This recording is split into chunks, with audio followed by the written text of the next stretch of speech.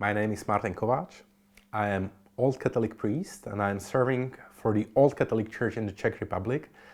But my mission is to serve also in Slovakia. I am also a president of the NGO, Old Catholics in Slovakia, and we are NGO because of the discriminatory legislation in Slovakia, because we cannot be recognized as a church or the religious organization. I am bivocational priest. That means that I have also my civil job, and my daily work is at Volkswagen Slovakia Foundation.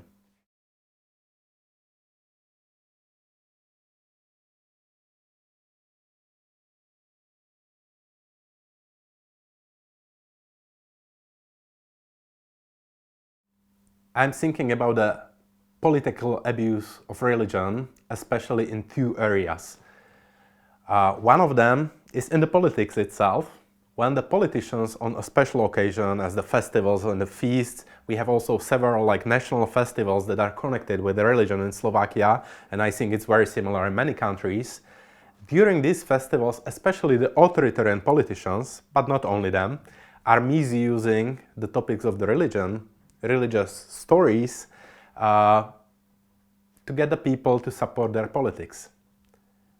And these politics are, in many cases, not in common with the ethical issues of the religion as such. On the other hand, it's in the churches and the religious institutions, because from the pulpit, we can listen many times political statements. And especially when the elections are coming and many special occasions that are connected with the politics are coming, many of the religious leaders are meeting the politicians, introducing them to the people to elect them. And I think this is the direct case of the misuse of the religion, when they are misusing the freedom of the people and their critical thinking in favor of this authoritarian politics.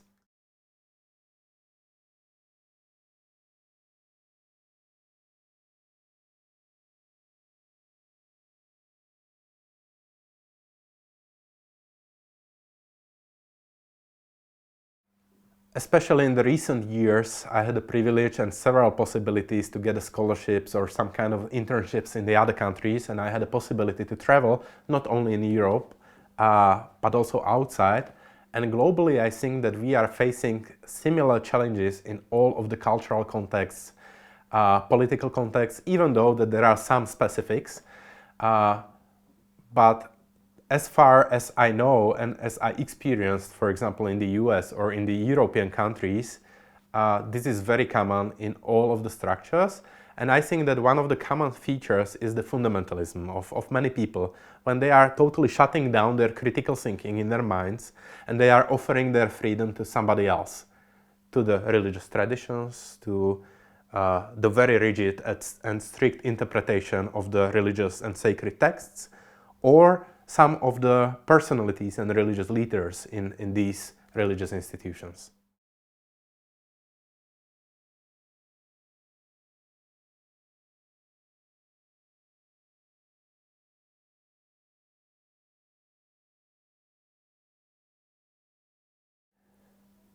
I think that all of the religions are in danger to be in this situation, to be misused for the political purposes. On the other hand, there are also several features and things and areas that are making a prevention to the people within these religious tradition to not to be vulnerable towards these political misuses. And as I mentioned, it's a critical thinking. It's development of the personal freedom in the decision making of these people. You know, in all of the religious traditions, we have this kind of the commandments on the one side, but also the responsibility to decide on the other side.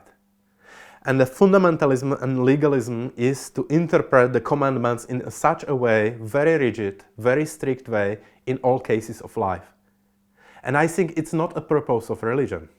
The purpose of all the religious traditions is to develop the freedom and to teach people to decide in a respectful way in all cases with the ethical issues they know and have in their minds. And I think this is the best system of the prevention. To think critically, to make responsible decisions, to be prepared to react on themselves to the situations around them.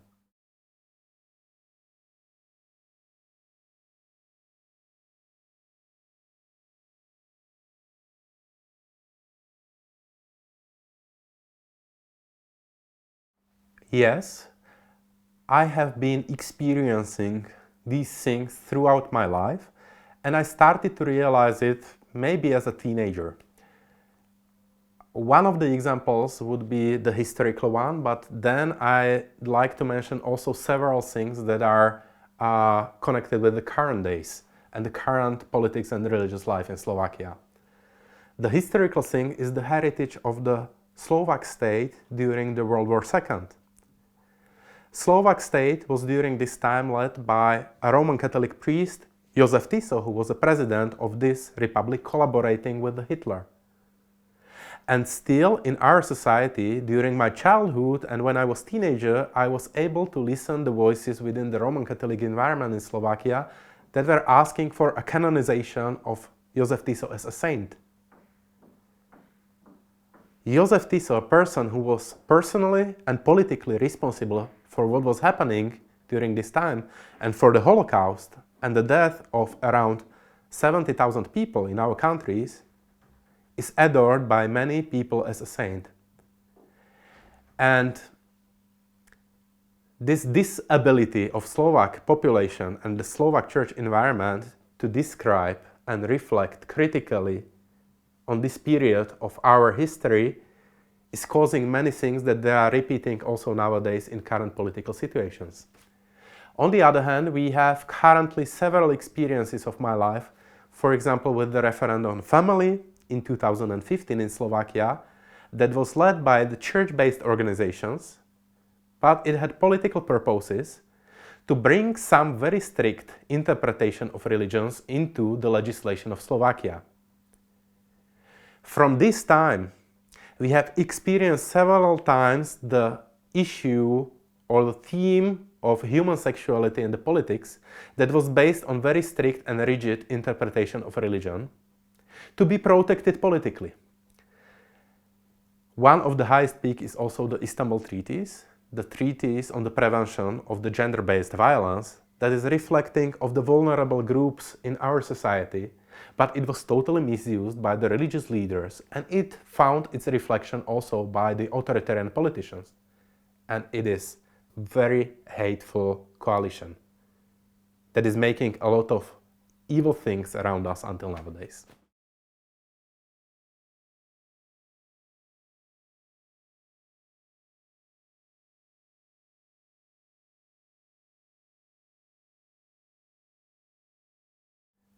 I think that there are several resources that are bringing these topics into the public life in Slovakia. And it is very strongly connected with the topic of power and the power structures within the politics as well as within the churches. To protect all the old regulations and all the strict things from the past, I think it's very strongly connected actually with the 19th century thinking.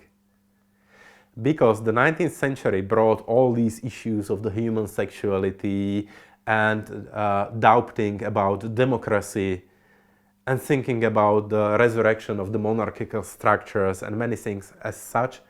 It's very similar to the discussions nowadays. I think that for these debates, the 19th century is a very crucial part of the history that we need to study. The other thing, on the one hand, this was this power. On the other hand, it's also this lack of critical thinking within the society. And it's a question of the education in the civil society, but also education within the religious organizations as well. Because the critical thinking is one of the most powerful ways of prevention.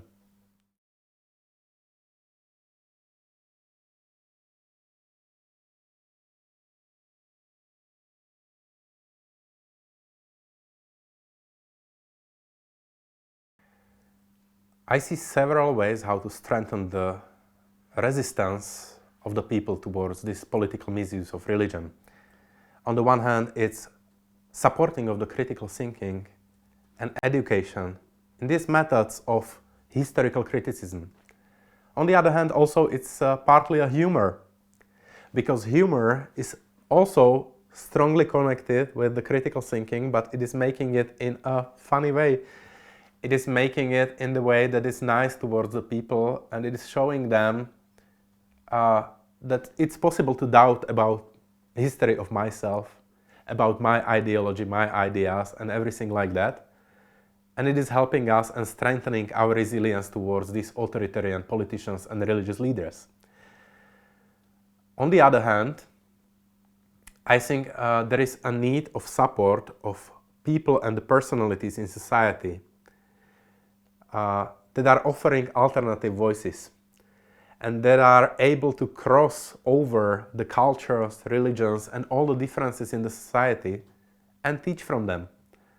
One friend of mine described this as a phenomenon of the spiritual Schengen, because the Schengen area allowed us to have our own identity but travel freely and get to know each other in a better way, to experience the otherness. Engaging the otherness is one of the topics of my life, because engaging the other is not taking myself, my own identity, it is enriching it. And such personalities have to be strengthened in the society, and we have to support such voices because they are helping us to make the society more coherent, more lovely and loving towards the others, especially to the marginalized people.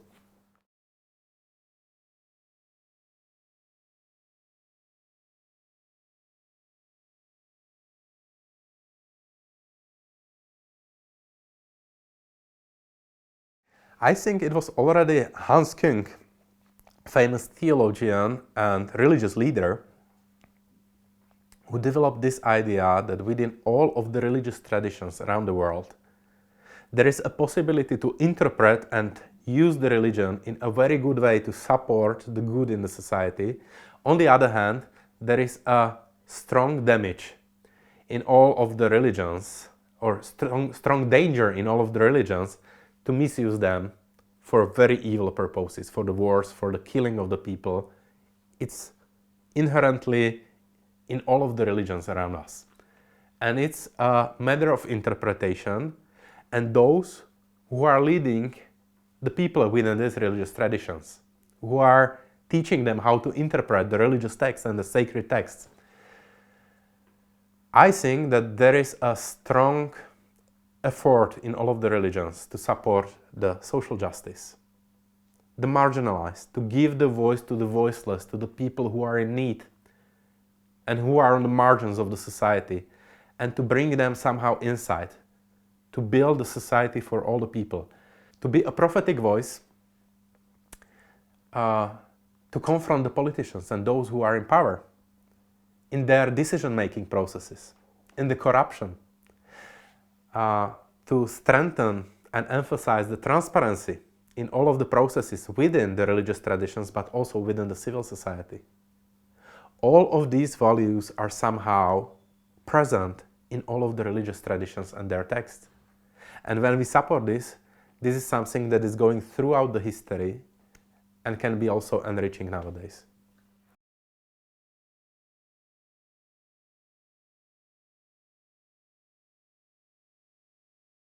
Our society, and especially our generation, is facing many unprecedented challenges. Wars, especially the war in Ukraine, Israeli-Palestine conflict. On the other hand, we are living the post-pandemic, or still the pandemic time in some way, because we are still harvesting the fruits that are here and present here in the form of mental health issues, social care issues, and the many other things. And I think that the religious traditions were always overcoming these issues in society in bringing of hope to the people, in bringing the community and the closeness of the other, who is able to help me when I am in a critical position and a critical situation. I think this is a constant need, and a constant possibility of religions, how they can enrich the society nowadays.